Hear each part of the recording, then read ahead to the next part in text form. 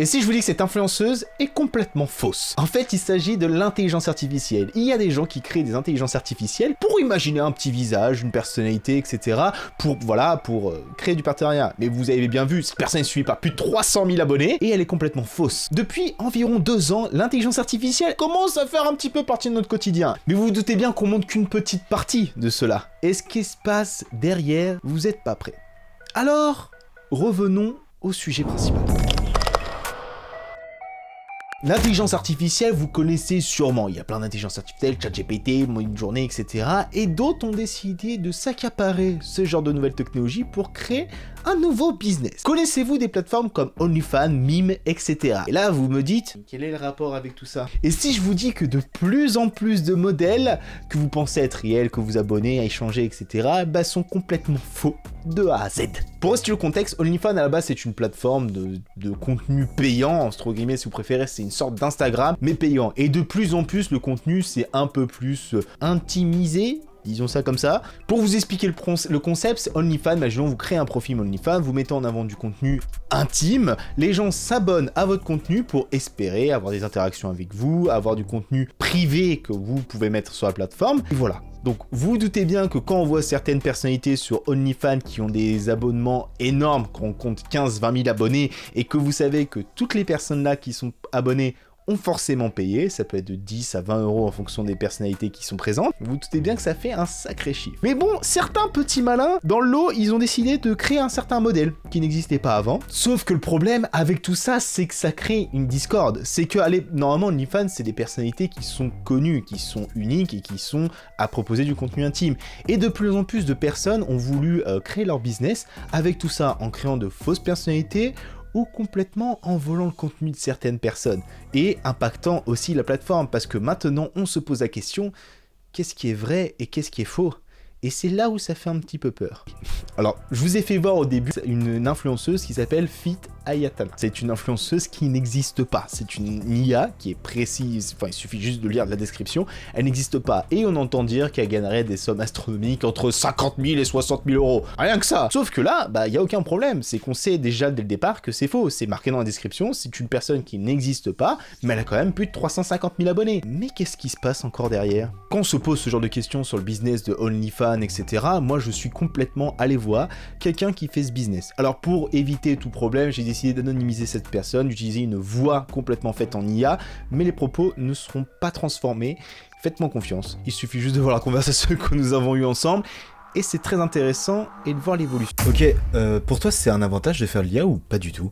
Il y a beaucoup d'argent à se faire avec OnlyFans ou en étant manager. Mais le problème, c'est que très peu de gens, surtout les débutants, peuvent recruter des modèles. C'est pourquoi, selon moi, l'IA OFM est idéal pour les débutants car il n'y a pas de relation humaine à gérer. En cas d'erreur, cela ne met pas en danger une personne réelle, entre parenthèses le modèle. Le modèle IA ne risque pas de s'en aller, de prendre des congés, de partir en vacances ou de tomber malade. C'est donc un énorme avantage pour beaucoup de personnes. En plus, tu ne partages pas tes gains avec un modèle et tu ne dépends pas du travail de quelqu'un d'autre. Enfin, c'est très facile à démarrer, accessible à n'importe qui. Sauf que le problème avec tout ça, c'est qu'il y a une question qui se pose d'un point de vue éthique, le vol de contenu.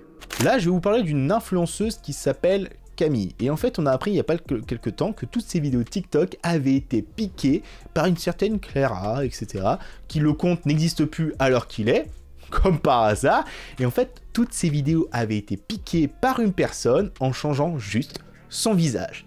Ouais, ça fait doucement flipper, je vous avoue. Mais pourquoi ils font ça ?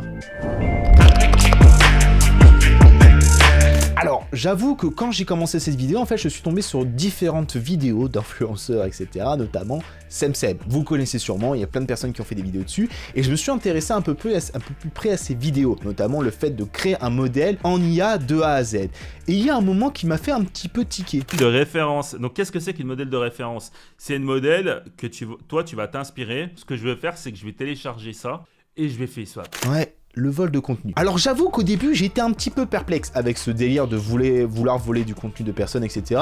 Où on disait emprunter sur le papier, sauf qu'en fait ça commence à doucement un petit peu faire flipper. C'est que vous vous dites que demain vous publiez juste une vidéo, votre contenu il peut être repris par quelqu'un, juste votre visage est remplacé. Attendez, il y a un délire là où ça se passe comment? Alors vous êtes en train de me dire qu'il n'y a pas que les créateurs qui sont touchés par tout ça, c'est aussi les utilisateurs. Parce que ok, on vole du contenu, on se dit putain en fait on va avoir du contenu de plus en plus personnalisé sur cette plateforme OnlyFans parce que je vais payer pour avoir une interaction, sauf que si je vous dis que c'est des mecs qui sont juste à vivre d'argent sur cette plateforme, et là vous êtes moins consentant, donc là d'un coup vous dites ah, mais en fait je dois me méfier de qui à ce moment-là? Imaginez payer des centaines d'euros pour avoir des conversations avec une IA. Oui, c'est possible. Imaginez-vous payer des centaines d'euros de photos, vous pensez être intime, etc. et qu'en fait, bah non, il n'y a aucune véritable personne derrière. Enfin si, un mec qui se prétend être le manager de cette personne et qui va juste, entre guillemets, gérer ses interactions avec les abonnés. J'ai vu des vidéos de tutos, etc. des gars qui disaient de prendre le contenu d'autres personnes, d'autres femmes, et de faire du face swap avec le visage de notre modèle. Pour moi, en fait, ça s'appréhende à du vol de contenu.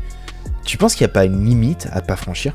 Tout dépend des limites de chacun et de son point de vue. Vu que l'IA est encore très peu réglementée, on voit des vidéos qui reprennent des extraits de séries ou de films en format vertical et qui sont considérées comme des œuvres originales, donc monétisables. Il en va de même pour les vidéos qui utilisent des voix célèbres. C'est devenu très difficile de savoir ce qui est réellement volé ou non. Honnêtement, pour ceux qui veulent se faire de l'argent et qui sont à l'aise avec ça, je leur dis de foncer.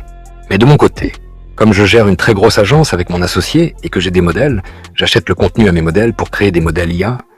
Ça me donne plus de liberté et d'expression pour le modèle IA et ça laisse aussi plus de flexibilité au modèle. Par exemple, certaines de mes modèles veulent toucher de l'argent tout en restant anonymes, donc je fais ça pour elles. Parce que oui, la première question qu'on peut se poser, c'est que pourquoi absolument faire un modèle IA et voler le contenu d'autres personnes? C'est que moi, quand j'ai commencé à me renseigner sur ce truc-là, c'est que, ok, bon, le vol de contenu, j'avoue que je suis pas du tout pour. Mais il y avait un argument qui m'a fait tiquer, c'est le fait de dire, ok, on peut acheter du contenu d'autres personnes, bon, ça, si les personnes sont ok, d'accord. Pourquoi pas, si les personnes veulent cacher leur identité, ce qu'on peut comprendre, OnlyFans, qui est un milieu très compétitif, où il faut créer de contenu de plus en plus extrême pour dire, ouais, bah en fait, il faut que je me différencie de la masse. Et quand on a des personnes qui arrivent et qui font de l'IA et qui du jour au lendemain changent la donne, vous vous dites, ok, demain, il y a des mecs qui vont créer du contenu encore plus rapidement que moi, plus personnalisé, en utilisant des personnes qui n'existent pas. Mais bon, je vous ai parlé du vol de contenu. Alors, ça touche pas forcément tout le monde, hein. Ils ne sont pas tous dans ce business-là, heureusement, j'ai envie de vous dire. Mais c'est quand même flippant, c'est-à-dire que demain, n'importe quelle deepfake vidéo à peu près bien faite, on peut faire n'importe quoi. Alors là, je vous parle principalement d'OnlyFans, parce que c'était là où pour moi, c'était le cas le plus critique. C'est que vraiment, on ment. On ne dit pas les choses, et effectivement, vous l'avez bien vu dans le discours d'avant, on va pas dire que c'est de l'IA, parce que forcément, vous vous doutez bien, vous n'avez pas payé pour une personne qui n'existe pas pour avoir un peu d'intimité avec elle, sinon, bon, je vois pas l'intérêt. Mais le problème avec ce vol de contenu, ça apporte une question morale aussi. Et où est la limite avec ça ?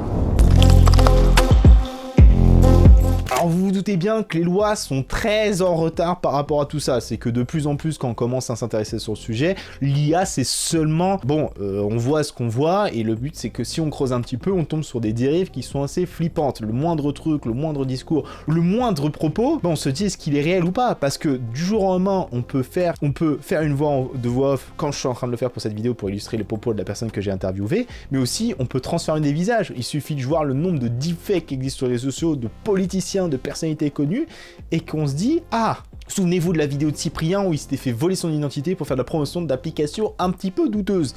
Là vous vous dites ok, c'est flippant, parce que c'est-à-dire que du jour au lendemain, je peux dire tout et n'importe quoi sans que les gens ne se rendent compte que c'est pas moi depuis le départ. Sauf que le problème, c'est comme je vous ai dit, la loi elle est très en retard là-dessus. On n'arrive pas à se dire, ok, bon là la limite elle est là, les gens il faut pas qu'ils aillent voler du contenu parce que bah c'est pas réellement elle. Et ça fait flipper parce que vous vous doutez bien que le fait que la justice soit encore en retard là-dessus, alors que le sujet est clairement sur la table, on se pose doucement la question, où est la limite? Où est-ce qu'on en est de ce truc-là? Est-ce que pour toi, faire des modèles IA, c'est pas jouer avec la misère des gens? C'est pas tellement différent du modèle classique, en fait, tu vois. Quand un mec parle avec une vraie modèle, il ne se doute pas qu'il y a tout un marketing, un manager, et que c'est souvent un mec qui gère le compte Insta. Et non, ce n'est pas profiter de la misère sexuelle des gens. Il y a beaucoup de préjugés et de rumeurs à ce sujet. En réalité, les gros dépensiers sur OnlyFans, Smime, etc. ne sont pas des geeks ou des losés comme certains pensent. Ce sont souvent des mecs très riches, des PDG qui ont une vie très chargée et n'ont pas le temps de rencontrer des femmes ou des sugar baby. Du coup, ils recherchent des relations virtuelles. Et c'est là que j'interviens, je vends du relationnel. Je ne force personne, ce sont eux qui demandent, donc je leur donne ce qu'ils veulent sans en abuser. Et bien sûr, je ne précise pas que c'est un modèle IA. Mais qu'est-ce qui se passe si on fait rien, en fait, de tout ça? Bah ça va continuer.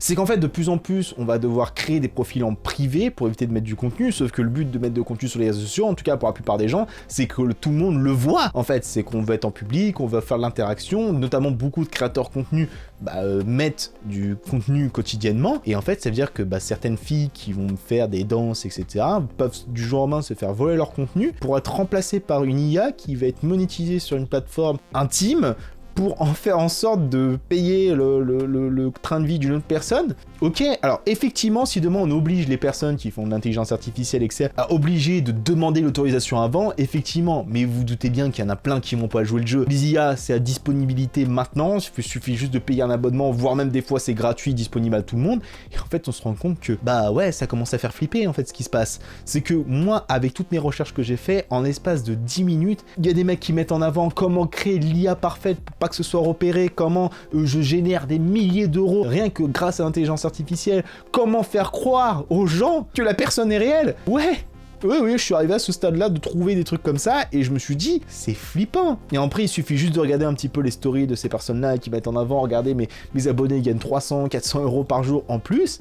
C'est-à-dire qu'en l'espace de 2-3 jours, les personnes sont directement mis dans le bas, et au final, sont à fond dedans. Waouh! Alors j'avoue que moi, quand j'ai commencé à regarder un petit peu ça, je me suis dit, bon, effectivement, c'est peut-être pas aussi sorcier que ça, les gens ils sont peut-être en train d'en faire un pataquès. Sauf que plus je me suis renseigné, et plus j'ai envie de vous dire, il faut agir. Mais avec tout ça, j'ai quand même voulu poser la question aux principales concernées, aux personnes qui soit sont fait voler leur contenu, soit aux personnes qui publiaient déjà de base du contenu sur les réseaux sociaux.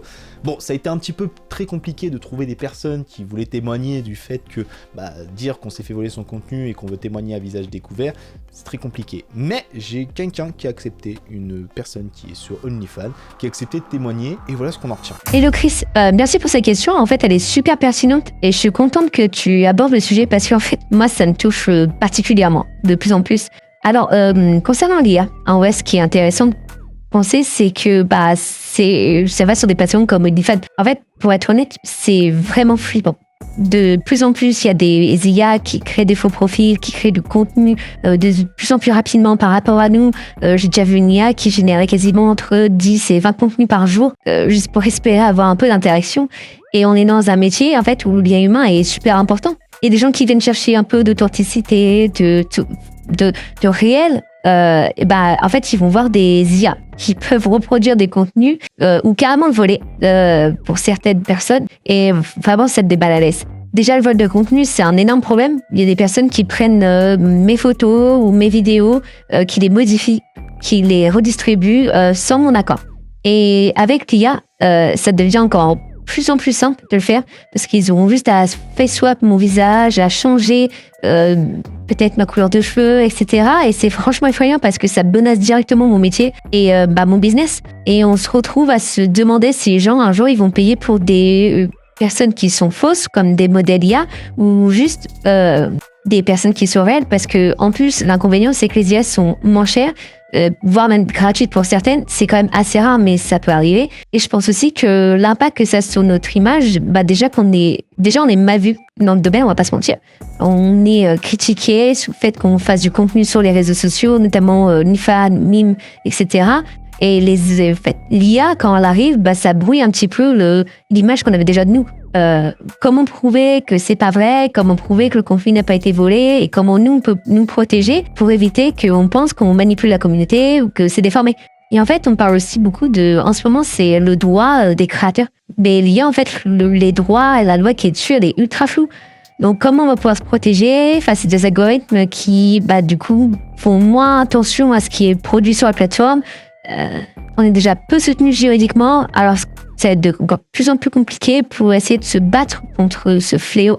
En tout cas, moi, je sais juste une chose, c'est que ça me fait vraiment peur pour l'avenir. Si les plateformes ne prennent pas des mesures pour nous protéger tout de suite, et on risque de perdre de la valeur en tant que créatrice, et on est là pour offrir quelque chose d'humain avant tout. Et si les IA prennent le dessus, là-dessus, sur juste le fait qu'on peut avoir une vraie interaction avec quelqu'un, en fait, le business ne va plus avoir de valeur et les gens vont même plus avoir foi en ce contenu-là, quoi. Effectivement, vous l'entendez bien dans ce discours, en fait, ça fait de la concurrence et c'est flippant. C'est-à-dire que de plus en plus, il va falloir aller vers de l'extrême, mais c'est quoi la suite ? C'est que de plus en plus, en fait, si on fait de l'intelligence artificielle, on n'aura aucun problème à dépasser les limites des gens. Parce que, vous l'avez bien entendu dans le témoignage, les gens demandent de plus en plus de choses extrêmes, très personnalisées, pour payer de plus en plus de sommes qui sont astronomiques. Mais quand on entend le discours de personnes qui peuvent faire ce genre de contenu, ou complètement faire ce genre de business, ouais, la limite c'est, bon ok, c'est moral ou pas, j'en sais rien, tant que moi ça remplit mon compte en banque de manière exponentielle, je suis content. Cette vidéo en fait, c'est pas seulement une sorte d'appel à l'action, etc. Parce qu'effectivement, il faudrait signaler ce genre de contenu-là, sauf si c'est fait dans les règles de l'art. Le profil notamment de Fit Agnata, très respectable, parce que c'est une personne qui crée une intelligence artificielle, qui le déclare, qui dit ouais voilà, ça fait des abonnés, et effectivement, on sait sur quoi on consomme. Sauf que, en fait, c'est la zone d'ombre qui est flippante.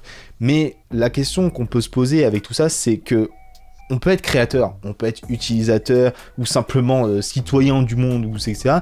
En fait, il faut juste être conscient de ce qui est en train de se passer. C'est que l'intelligence artificielle, on entend un petit peu à droite à gauche, notamment avec les voix off, les acteurs de doubleurs qui ont mis ça en avant pour dire c'est flippant, regardez notre métier, du jour au lendemain il peut se modifier. Quand j'entends Universal Studios qui voudrait créer une intelligence artificielle pour doubler les voix de leurs stars dans toutes les langues, vous doutez bien que ça va impacter pas mal de métiers. Et je suis désolé de vous le dire, ce sera le cas. Moi, en tant que directeur artistique dans une agence, ça impacte mon travail tous les jours. Maintenant, je peux faire des images beaucoup plus rapidement, au lieu de les imaginer, d'essayer de faire de la photo, etc. avec. Je peux générer des vidéos encore plus rapidement. Je peux virer des éléments, utiliser ça, sous-titrer une vidéo encore plus rapidement que si je le faisais à la main. En fait, l'intelligence artificielle, elle est là, elle sera présente dans notre quotidien dès maintenant. Mais est-ce qu'il faut en avoir peur ou est-ce qu'il faut l'utiliser à bon escient? Alors moi, ma réponse, elle est assez simple. Il faut l'utiliser à bon escient. Parce que c'est un outil qu'on ne peut pas négliger, que c'est un outil qui nous aide énormément. Rien que par exemple pour, imaginons cette vidéo, je pourrais la couper en 10 TikTok ultra rapidement grâce à l'intelligence artificielle qui va me sous-titrer de A à Z, et au final, j'aurais plus qu'à poster. Alors oui, c'est un énorme gain de temps, vous vous rendez pas compte, mais ça vole peut-être le travail à un monteur que je pourrais engager pour pouvoir faire ce travail-là, justement. Et c'est là où on se pose la question, ensemble, on peut tenir force à tout ça, de créer du contenu clean et faire en sorte que on ne se fasse pas voler notre contenu, et le moment où on s'en se fait, où il y a une sorte de coalition, où les gens signalent tout ça, c'est ce qui s'est passé notamment pour la TikTokeuse Camille, qui dit qu'on a appris qu'elle s'est fait voler son contenu, bim, il y a eu un énorme masse d'investissement de ce compte, et il a été banni ultra rapidement. Avec tout ça, j'ai envie de vous poser la question de la manière la plus simple et la plus saine possible. J'ai envie de vous poser la question de la manière la plus simple. Vous, votre avis par rapport à tout ça. Vous avez une vidéo...